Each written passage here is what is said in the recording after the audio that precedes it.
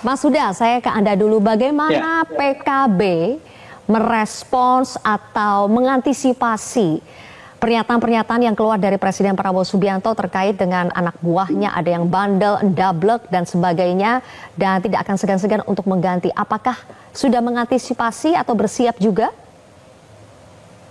Ya, kira-kira ada 3 hal menurut saya sebagai catatan. Yang pertama, ada pesan kuat yang disampaikan oleh Pak Presiden, Pak Prabowo, di berbagai kesempatan termasuk tadi sore di acara di Surabaya, bahwa ada garis yang sudah ditetapkan oleh beliau, ada visi misi yang ditetapkan oleh beliau, bahwa kabinet harus berpihak kepada rakyat. Begitu tidak berpihak kepada rakyat, dianggap oleh Pak Prabowo sudah menodai perjuangan beliau dan sudah mengingkari dari visi misi yang sudah didorong oleh beliau.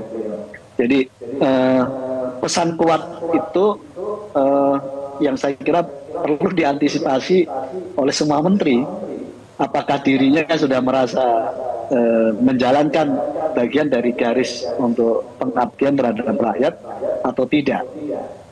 Jadi itu poin saya. Jadi kalau hari ini siapa yang merasa terkena pesan dari Pak Prabowo yang cukup kuat itu, ya saya kira para menteri bisa mengoreksi diri. Terlebih-lebih kalau ada menteri yang merasa mengambil kebijakan yang tidak pro terhadap rakyat.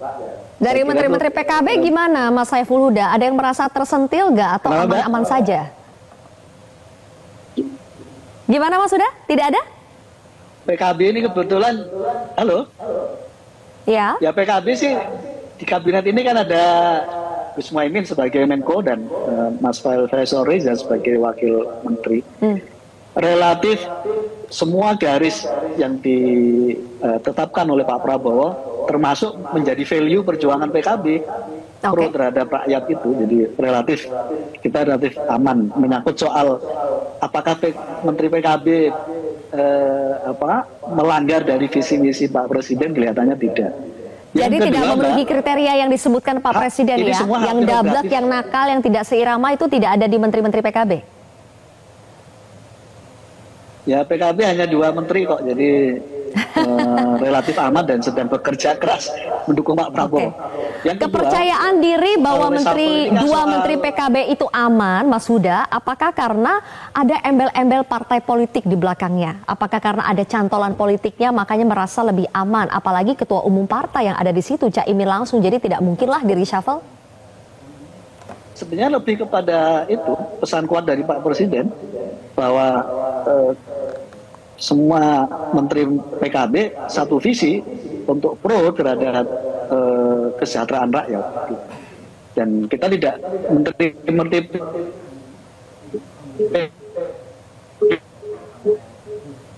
Oke, kita sambil perbaiki sambungan audio dari Mas Huda. Saya beralih dulu ke Mas Hensat. Mas Hensat, yang tidak pro terhadap, ini hak prerogatif Presiden. Baik, oke. Mas Hensat, 1 minggu terakhir kita diwarnai dengan diskusi yang dipicu dari pernyataan Pak Presiden sendiri soal anak buahnya dan sebagainya. Menurut Anda, apakah sinyal reshuffle itu masih samar-samar atau memang sudah sangat kuat, Mas Hensat, dari pernyataan-pernyataan Presiden dan juga orang-orang terdekatnya? Kalau menurut saya apa yang disampaikan oleh Presiden kemarin ini semacam SP3 ya. Kapan kemudian pelaksanaan eksekusinya tergantung Pak Presiden gitu, Sylvia. Kalau dari hasil survei kedai kopi terbaru 100 hari pemerintahan Prabowo Gibran, itu faktor terbesar yang menyumbang ketidakpuasan publik kepada pemerintah adalah perilaku buruk para pembantu presiden gitu. Jadi dilihat betul oleh masyarakat tentang perilaku-perilaku para pembantunya ini.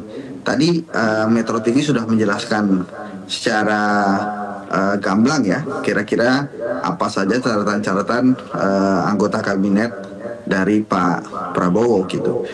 Termasuk mungkin yang perlu saya tambahkan itu di case gas LPG 3 kg itu sudah ada korban bahkan, Sylvia. Kemudian juga ada kecelakaan maut ya di tol Ciawi yang kemudian akhirnya membuat kita mengenal siapa Menteri Perhubungan kita sekarang gitu.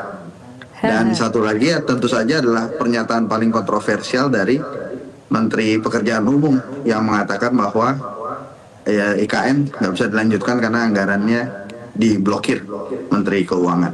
Nah, beberapa hal itu dua contoh tadi atau tiga contoh tadi yang terakhir itu justru memang semakin memperlihatkan betapa Pak Prabowo sendiri sudah geram dengan pembantu-pembantunya. Apalagi kan begini, kalau kita ingat waktu itu pelantikan jam 10, itu jam 12 siang di warung-warung kopi, di media-media sosial sudah banyak yang bertanya kira-kira ini reshuffle-nya kapan. Jadi memang 2 jam saja diberikan waktu oleh masyarakat untuk kemudian Pak Prabowo diharapkan bisa mengevaluasi. Nah, di dalam komunikasi kemarin di acara Nahdlatul Ulama, Pak Presiden mengawalinya dengan 100 hari kita baik gitu. Jadi artinya memang Pak Presiden nampaknya memberikan kesempatan bagi pembantu-pembantunya untuk menata diri, apalagi kan banyak sekali yang memiliki nomenklatur yang baru. Tapi apakah dalam waktu dekat akan dilakukan reshuffle?